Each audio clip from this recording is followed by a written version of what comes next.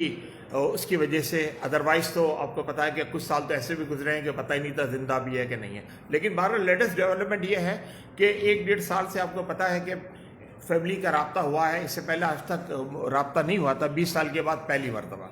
वो भी इस तरह मुमकिन हुआ कि हमारे जो बाएं हाथ पर क्लाइव स्मिथ, स्टेफर्ड स्मिथ बैठे हुए हैं, ये ब्रिटिश नेशनल है और अमेरिकन ड्यूअल नेशनल है ये। और इन्होंने गुआनातामो बे में 85 कैदियों को रिहाई दिलवाई है, और जिनमें कई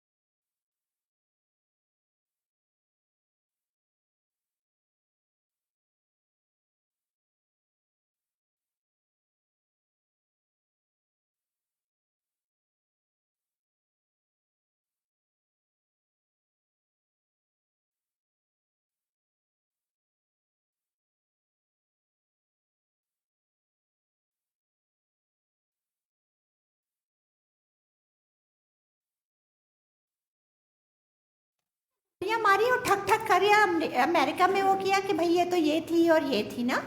और फिर जब मुकदमा चलाया तो दो बच्चे को नया तमाशा के उसने उनसे के लिए भाई इतने अरसे जो तुमने अंदर बंद रखा हुआ था उसका क्या था, वो किस जुर्म का क्या था। नहीं, मुकदमा सिर्फ उस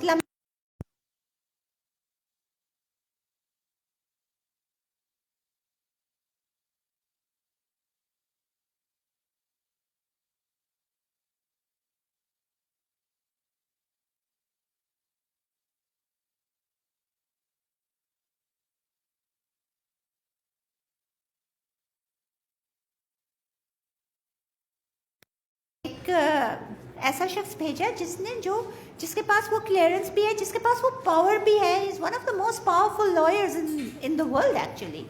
मीन जो वहां से निकाल के लेके आए। अभी जो ये गए अपने इन्वेस्टिगेटिव टूर पे अफगानिस्तान, तो वहां पे जो इंकशाफात हुए, जो चीजें और जो गवाहान से फाइनली इनको मिले, वो जगह गजनी में जहाँ पे वाकया हुआ और काबुल में और बगराम में, वो सारी चीजें अपनी आंखों से, वो सारे रिकॉर्ड और डेपोजिशन। तो ये प्रेस कॉन्फ्रेंस उस लिहाज से जो ये करना चाह रहे हैं, वो आप लोगों को बताना चाह रहे हैं, वो तहलका खेज, वो ऐसी शवाहिद जो इनको मिले और जो चीजें जिसको इंग्लिश में कहेंगे ग्रैंड एक्सपोजे।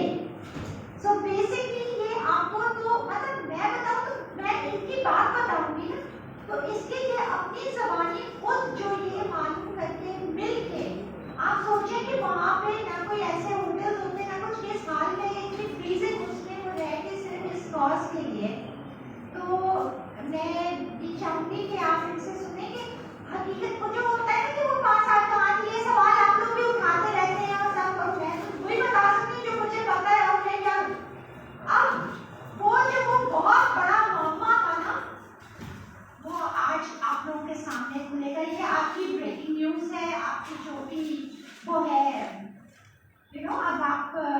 हम उसका एहतजाज करें या क्या करें, या आप उसको जो भी अपनी रिकॉर्डिंग समझे, ये आप लोगों की है कि आप इसको अब आगे की रिहाई के लिए हमारी कैसे मदद करेंगे। तो I will, without any further ado, I would like Mr. Clyde Smith tell you what happened and what he saw, and let you know the grand expose.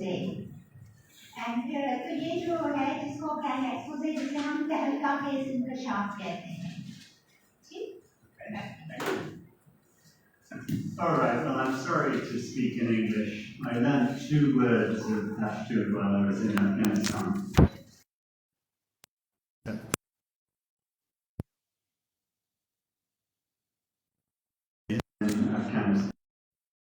And it's an incredibly sad thing to say that I'm the first American who's been to the scene of the crime in this case. And there was a crime in Ghazni, but it wasn't committed by Aafia Siddiqui. It was committed by an American officer. And on this trip, first I should give my great thanks to the government of Afghanistan. I say only partly in jest that I wish every government had high officials locked up in Guantanamo for a few years. I represented some of the current government when they were in Guantanamo Bay. And at least they understand the predicament of someone like Aafia. I spent several days in Ghazni, which is where the incident happened, and I'll tell you what happened. And I'm not going to tell you who the true conspirators are, because frankly they know who they are and they know what they did, and I'm not here to name them today, but I could.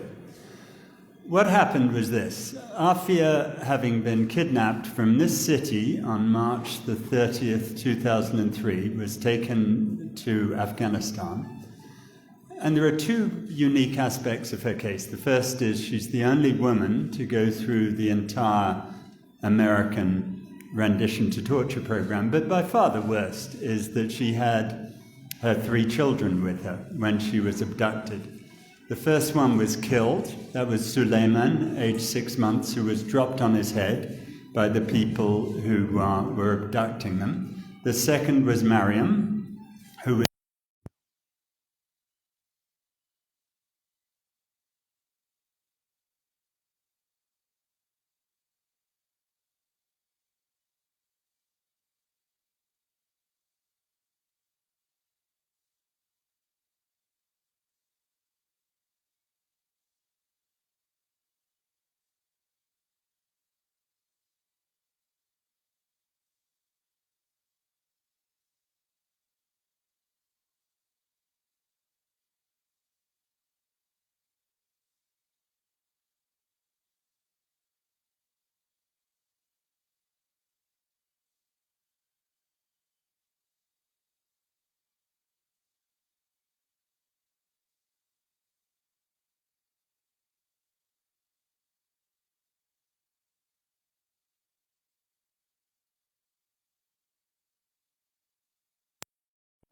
Aafia was shown through a one-way mirror, children being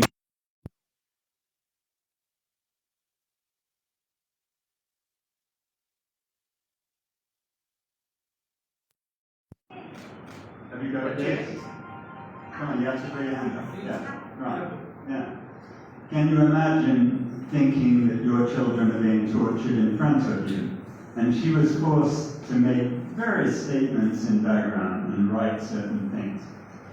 When the Americans figured out in July 2008 that she was not a member of Al-Qaeda, that she was nobody, they wanted to get rid of her, and there was a problem. And the problem was here in Karachi. You were the problem, because Fawzia, who is a wonderful sister to Aafia, had created so much support for her sister that the Americans and the Pakistan government didn't want Aafia back here, because she would tell the story of the abduction of her family, she would tell the story of her torture in Bagram. I don't normally believe in conspiracy theories, but this one, there was a conspiracy, and it's true. What happened then was on July the 16th, 2008, Aafia was put in a bus along with her son Ahmed, who was then renamed Ihsan Ali, and another individual on the bus. And they were told to go to Ghazni. Aafia was told that if she went to the Khalid bin Walid Mosque in Ghazni, she would get her daughter Mariam back, and then they... This was a sham. This was a lie that was told to her, because Aafia was too embarrassing to come back to Pakistan alive. And so there was a plot to murder her in Ghazni. And the way it worked was this, and I've got witnesses to all of this stuff now. The way it worked was that her son, Ihsan Ali, as was called, on July 17th, 2008, in the middle of summer in Afghanistan, was wearing a jacket with 4 big pockets in it. You wouldn't wear a jacket in the middle of summer, but the jacket had 4 large pieces of fruit in it. It obviously looked like a boy, aged 11, who was a suicide bomber. That was the idea. Aafia was wearing a full chador, and there was a call made, and I'm getting the records on the call, from a woman who told the authorities in Ghazni that Aafia was a suicide bomber along with the boy. And the plan was that they would do what they were doing in Afghanistan at the time. There were various suicide attempts outside mosques that had killed a lot of people. And their operating procedure at the time was to shoot rather than sit around and ask questions. And Aafia was meant to be killed right then and there. And then they were going to issue a press release saying, look, we told you all along, she was an Al-Qaeda suicide bomber, and so now it's all true. The reason that didn't happen, and I found the person who saved Aafia's life. I won't name him here, but I've got a statement from him, I've got him on tape. I've got him on videotape. He was someone there in Ghazni who lived right across the street from the Khalid bin Walid Mosque. And he spoke Urdu. Most people didn't. They spoke Farsi there, and no one could understand Aafia because she spoke only Urdu and English. And this is one reason she was bound to get shot if the police showed up with their AK-47s, because she couldn't speak the language, and she wouldn't know what they were saying. Fortunately, this man who I located in Ghazni came out to talk to her as it was getting dusk. She'd been sitting there for 6 hours waiting for her daughter to be sent, to be delivered to her, which was never going to happen. And this guy comes out, talks to her, talks Urdu to her, learns that she is not a suicide bomber or anything like that. She's just a woman who's waiting and says that she should go to his mother's house with the boy. And at that point, the 42 Afghan National Police show up with AK-47s, and they bring her at 100 feet distance, which is the standard procedure for suicide bombers, and they were going to shoot her. And the only reason that Aafia was not murdered right then and there was because the man that I met stood between them and said, she's not a suicide bomber, you can't do that. He saved her life, and he saved the life of the boy at that point. At that point, the Afghan National Police took her and the boy into custody. They took them to the Afghan National Police headquarters. I've been privileged to go there and talk to the people. There were 250 Afghan police there at the time, and thanks to the tremendous help from the local people, I've been able to talk to a number of them. And at that point, she is known not to be a suicide bomber. The Afghans are willing to let her go with their child back to Pakistan. But the Americans are not having any of that. And they call and they insist to the governor of Ghazni that they want to have this woman back. I spoke to the governor of Ghazni in 2008, who was totally honest, There was a reason he wasn't called as a witness in New York, and that's because what he said is exactly the opposite of what the Americans said. He said he refused to let the Americans have Aafia. 3 times they demanded it, and 3 times he refused. In the meantime, the Americans said at her trial that Aafia had a bag in which there were materials about nuclear weapons and biological weapons. Turns out that's total nonsense. The person who had the bag was the guy who came down with him from Kabul, and the reason for that was going to be planted on her. They did plant it on her. They said she had it, but she never had that.